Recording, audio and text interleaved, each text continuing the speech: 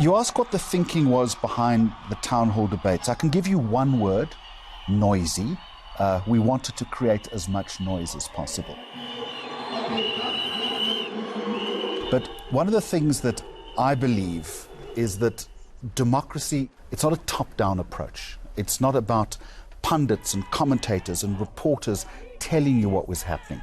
We needed, from the get-go, to immerse ourselves in the South African story and what was driving people provincially. We were toiling around the idea of whether to do them or whether not to do them. And when we decided that we're going to do them, we decided that we are going to do them well. We had based our town hall debates in the different parts of the country on a very American big TV network style of doing it. And it took a lot of meticulous planning, a lot of investment from the station, because it's actually quite expensive for this to pull them off. Because they took such a long time to plan, we decided to only do 4 in sort of the big cities around the country. From the Rockland Civic Centre in Mitchell's Plain in Cape Town, a warm welcome to the first of eNCA's pre-election town hall meetings, where for the next 90 minutes, senior provincial politicians will be put through their paces. Stand by for eNCA presenter Michelle Craig. Well, a very good morning to you and a warm welcome to eNCA's very first election town hall debate. Thank you very much, everyone, for coming.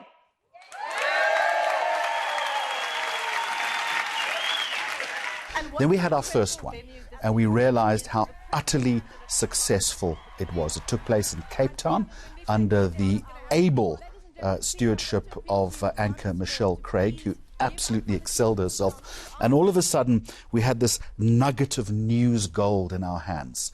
And the immediate decision was, we're doing, instead of 4, we're going to do 7 of these things.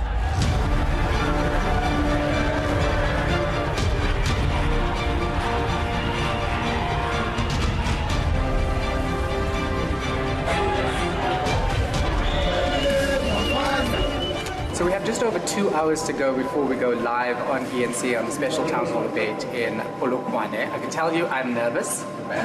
I've done a lot of prep work for this town hall debate, but it's never enough because you never know what people are going to say. You never know how people are going to react in the crowd to what we're saying and what we're debating. But it is exciting, and our team works behind the scenes making that possible.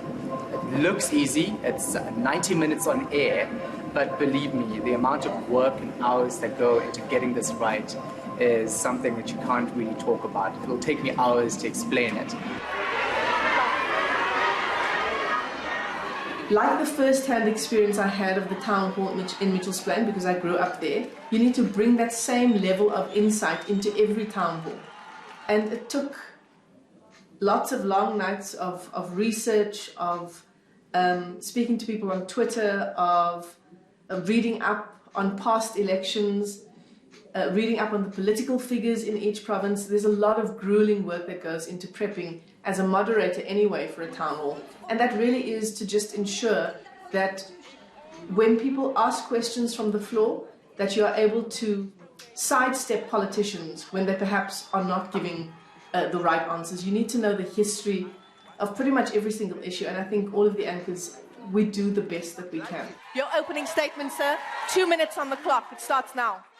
You can't script them. These are not scripted shows. It's basically driven by the content we get, the vibes we get from the audience, from the politicians themselves. So we have to play that by ear. But we are armed with facts. We feel that weight of responsibility in our jobs as anchors every day. More so in a town hall situation, because you are in that setting advocating for the voices that perhaps are not coming through as clearly as they would like to from the floor.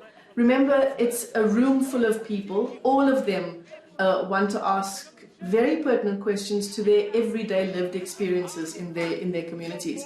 And in 90 minutes, it's difficult, if not impossible, to get through all of the important issues in a province.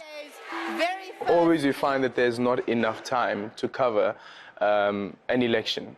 And that for me is one of the lessons that I took out of this, is that there are so many concerns that people have and everybody wants to be heard. And the other thing, of course, is that people love the camera. People want to be seen, and sometimes I believe that community leaders get born from moments like those. Once you are seen as somebody who's able to articulate the concerns of a community, being brave enough to do it on camera, I think people then start identifying you as leadership potential from a community level. Wait, listen. We have young people here. They are here in the crowd with the DA, which means today they are sitting here. They are unemployed, Mr. Rasool. What is the ANC going to be doing different so that the young people can be employed and not sitting at debates like this? This is still children. Okay. So while you're trying to push politicians to move past the spin, to move past the campaign slogans and the electioneering and to get to the crux of the issue, you're also trying to ensure that you get to as many people as possible from the audience. I can tell you in 90 minutes where, you know, someone comes to the mic and they have this opportunity now to not only have their say, but to ask a question. You know, it's difficult to ask that person to stick to a minute or to 90 seconds. Ladies and gentlemen, this is not the time for politicians to ask each other questions. Let's throw it straight to the floor. Short and sharp questions, please. So what we did in Mitchell's Plain is that we had a static mic stand. So the idea was that people would actually walk up to the mic, ask their questions, and I would have spoken to them before. They would have told me what are some of the questions that it is that they wanted to ask. But because the poor mic stand was standing there unmanned, it meant that I had to be man enough to take the mic stand, put it away, and actually be in charge of the mic and try to ensure that there's more control over how this broadcast is going to run, especially from a point of view of the floor and where the audience were. Well, indeed, it is tense here on the floor as well. And tell you, Michelle, what I'll do now is that I'll take this mic, put it aside, and let me be in control of the mic. Tamita, just tell us quickly what this is about. Yes, thank you. It's very important. We mustn't play the blame game.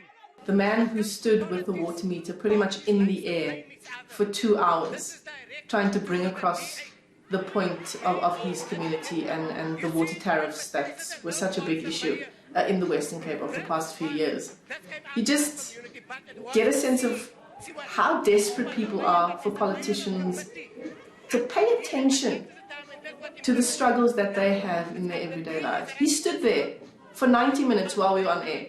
At one point I said to him, you can lower the water meter. He stood there with that water meter in the air for pretty much 90 minutes, if not 2 hours. In the society must pay 4,000 rand for this. Second question. No, I'm sorry. There's no second question. And that is the sense that you get in every community. You know, there's a real desperation for politicians to hear the communities that they are meant to serve. I have to admit, I was expecting chaos. Polokwane, for instance, when we were in Polokwane, that one was rowdy and everybody wanted to be heard. Now is that we're going to try and have a little impromptu debate between the student leaders here. For me, it was such an incredible moment when you had the former SRC president, who is from the EFF, and you had the current SRC president, who is a SASCO member, of course affiliated to the ANC, and having that brief moment where they actually had to debate out allegations that they've made against each other. And it became so tense. I remember having to push the SRC president away, who was a SASCO member, having to push him away, because he was really in the face of the former SRC president. And during that moment, someone then came with a kanga branded ANC and then covered me with it, saying that, you are definitely an ANC member, so we are anointing you as an ANC member.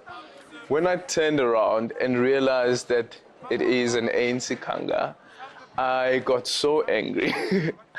And a lot of people have been commenting about my facial expression during that moment. Because my biggest fear was that if I didn't do anything, and because of social media, That moment would be the moment that people describe me as an ANC member because I didn't do anything. And being a political journalist, the last thing that you want to have is to have yourself put in a situation where people start questioning your objectivity. And this is not just about the ANC. If it was any political party, I would have done the same thing. I think it wasn't during a town hall debate, but it was a rally that I went to and somebody tried to put on a DA cap on me and I said, this is not going to happen, don't you ever do it again. And here's the other interesting bit about the town hall debates, and now I've learned as well, that your wardrobe is very important. Very important. Stay away from colors that some people may associate to be colors of a certain political party. There was an incident in Mitchell's Plain, for instance, where Michelle Craig, of course, is hosting. She's wearing a green dress. And the Freedom Front Plus member or representative then said, I love the color that you are wearing. May I just compliment the presenter on a beautiful green top. Lovely color choice, ma'am. And of course, this was then associated to, of course, the Freedom Front Plus has that bottle green in the emblem as well. And people then, that's my moment. My moment is saying, Michelle Craig, you are a supporter of the Freedom Front Plus. Absolute kudos to the team for being able to pull it off. And I think it gave South Africans an opportunity to voice their concerns, their issues directly with those politicians that were participating in the town hall debates. And I think that is ultimately what those town halls are all about, is giving South Africans a voice to really speak directly to the politicians who potentially would lead them. I mean, we hope, that the town halls will become a permanent feature at eNCA.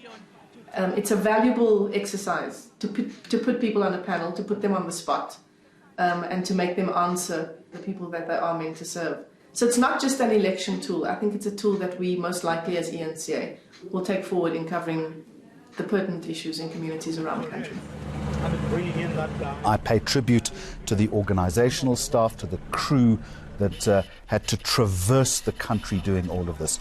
But what it gave us, I think, was a wonderful American feel to South African politics. I loved the town hall debates, the noise, the chaos when one political party decided extemporaneously to, how should we put this, take charge of the stage for a certain amount of time.